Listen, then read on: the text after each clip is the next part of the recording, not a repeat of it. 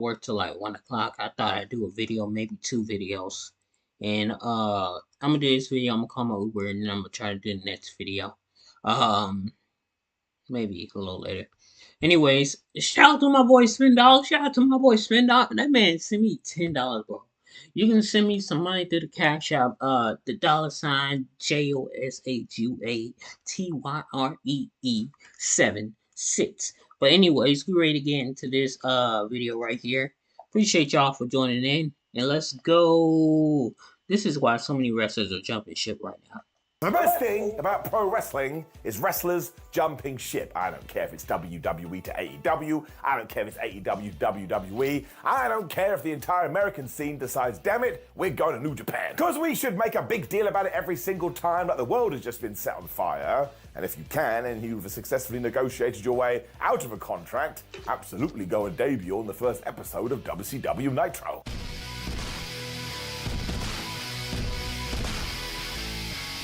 As you may have noticed over the last couple of years, this has become so prominent again.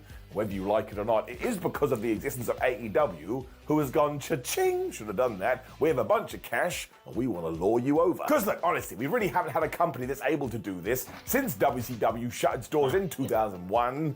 That's why I'm pumped. First and foremost, it can be great for the person in question, because no matter what roster you're on, if you're sitting there and you feel a bit stale, you don't know where you're going, all of a sudden, you can go to another company, and that fan base will treat you like a super duper megastar, mostly because they're not going to be able to believe that you're actually here. I mean, it has been true for Christian, Ethan Page, Adam Copeland, Cody Rhodes, and in the future it could be true for Daniel Garcia, Kevin Owens, Ricky Starks, Bobby Lashley. All of these could be thrown into the vat of change. It also can serve as a great reset in terms of what your public perception is, especially when you get to keep your old gimmick. I mean, Cody Rhodes is the perfect example of this. Because when he re-debuted in the WWE at WrestleMania 38 as the American Nightmare, everybody was like rubbing their eyes and putting their fingers in their ears, because this is exactly what we had been seeing on the other television. And what did Rhodes do? He used all this momentum to propel himself up to the top of the industry, and now he's basically the #1 guy. So I really don't think this happens without the power to jump ship. This is why contract negotiations have become headline news. Because if you want to, and you have the balls, you can choose a brand new direction and make a bunch of cash to boot. This is the main reason I find it so weird when fans get annoyed about this, because whether you mean to or not, you are actively saying, no, I don't want that wrestler to make more money.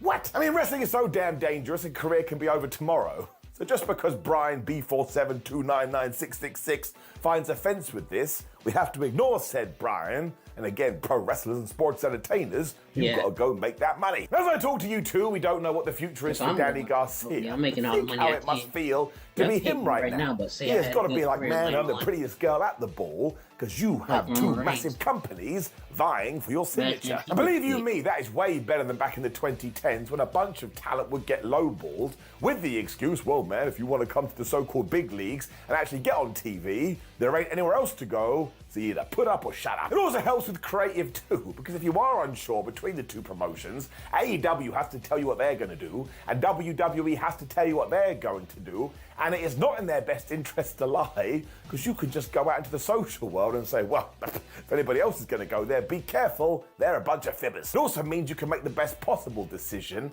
and it actually puts some leverage back in the wrestler's hands. And once again, I don't mean to repeat myself, but there was a big old time where they had none. Also, I want to point out, if you're a fan, you don't have to worry about any of this. I mean, even when the news or the rumors breaks and there are some buzz, you can just take it and put it over there and go and eat a potato or something. Because surely you must feel all this craziness when it is happening. I mean, let's go back to Cody Rhodes again.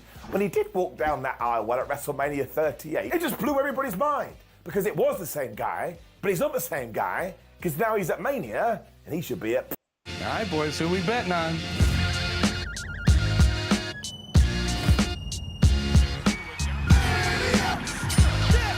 The Sportsbook for every kind of player. Hard Rock Bet. Roll with us. I don't know, all out. It was exactly the same when Adam Copeland popped up at WrestleDream. And unless you're a tribalistic nut job, I have to imagine you feel the same. And also, it's not like it's anything new. You can go back to 1999 when Chris Jericho debuted in the WWF. It was just like, to be on WCW, and now he's here. I mean, seriously, would Hulk Hogan's heel turn over there been the same if he hadn't done all this stuff in the WWF? And look at Kevin Nash and Scott Hall. When they arrived at the Outsiders, their gimmick was literally, oh, we've come from the competition to take over, which ticked Vince McMahon off so badly, he sued WCW and basically changed the direction of the war. So we have discussed the job side of things, which is the best part, but there's other elements to this too. I mean, go and look at the TNA NXT relationship. Now, that is slightly different because, of course, everybody was on board beforehand. But look at the people are benefiting just from turning up in new surroundings. I mean, Joe Hendry absolutely took the most out of it. So did the Rascals. So did Jordynne Grace. I mean, all of them feel like bigger stars just because they popped up on a Tuesday. That's all they did. Monday ended. Tuesday began. They arrived on NXT. Wow. So I suppose it comes down to somewhat of a novelty, but novelty is great. And it's just the shock of the thing. You're so used to seeing a wrestler somewhere, and then they're in a brand new house. You didn't even know you'd gone through the door. Don't pretend that we weren't all desperate for this as nerds as well, because let's go back to that time when WWE was number one. What did we start to do? We went to Ring of Honor. We were like, oh man, I tell you what I would love to see, Bryan Danielson and CM Punk in the WWE. And then we would moan going, well, that's never going to happen and it sucks. So there was a lot of hoopla, but it was mostly contained to social media because that's just how it works with the indies. But then you can jump forward to 2016 and we can start talking about AJ Styles. Because when WWE finally got him from New Japan, he arrived at the Royal Rumble and everybody went nuts. Vince McMahon told AJ, he has spoken about this, that McMahon thought that it was a fluke. One of the stupidest things I've ever heard. Because the point is, if we did do it now and he came in from the East, we would all treat this like Santa Claus had arrived.